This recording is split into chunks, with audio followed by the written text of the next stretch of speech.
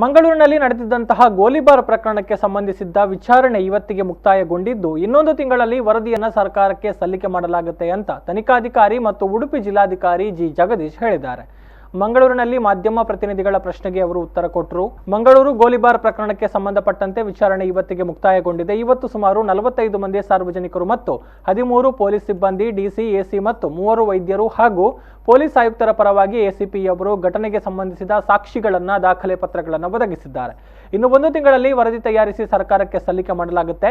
ಈವರೆಗೆ ಒಟ್ಟು 416 ಮಂದಿಯ ವಿಚಾರಣೆ ನಡೆಸಲಾಗಿದೆ ಅಂತ ತನಿಖಾಧಿಕಾರಿ ಜಿ ಜಗದೀಶ್ ಹೇಳಿದ್ದಾರೆ. ಇವತ್ತಿಗೆ ಮಂಗಳೂರು ಗೋಲಿಬಾರ್ ವಿಚಾರಣೆ ಏನಿತ್ತು ಆ ವಿಚಾರಣೆಯನ್ನು ಇವತ್ತಿಗೆ ಮುಗಿಸಿದ್ದೀವಿ. ಇವತ್ತು ಸುಮಾರು 45 ಜನ ಸಾರ್ವಜನಿಕರು ಹಾಗೂ 13 ಪೊಲೀಸ್ ಸಿಬ್ಬಂದಿ ವರ್ಗದವರು, ಆಮೇಲೆ ಡಿಸಿ, ಎಸಿ, ಆಮೇಲೆ 3 ಜನ ಡಾಕ್ಟ್ರುಗಳು, ಆಮೇಲೆ ಎಸಿಪಿ ಅವರು ಪೊಲೀಸ್ ಕಮಿಷನರ್ ಪರವಾಗಿ ಬಾಕಿ ಉಳಿದಂಥ ಎಲ್ಲ ದಾಖಲೆಗಳನ್ನು ಹಾಜರುಪಡಿಸಿದ್ದಾರೆ. ಹಾಗಾಗಿ ವಿಚಾರಣೆಗೆ ಅಗತ್ಯ ಇರುವಂಥ ಎಲ್ಲರನ್ನೂ ಸಹ ಇವತ್ತು ವಿಚಾರಣೆಯನ್ನು ಮುಗಿಸಿದ್ದೇವೆ. ಹಾಗಾಗಿ ಇನ್ನೇನು ವರದಿಯನ್ನು ಸರ್ಕಾರಕ್ಕೆ ತಲುಪಿಸುವ ಸಲುವಾಗಿ ವರದಿಯನ್ನು ರೆಡಿ ಮಾಡಬೇಕಾಗಿದೆ.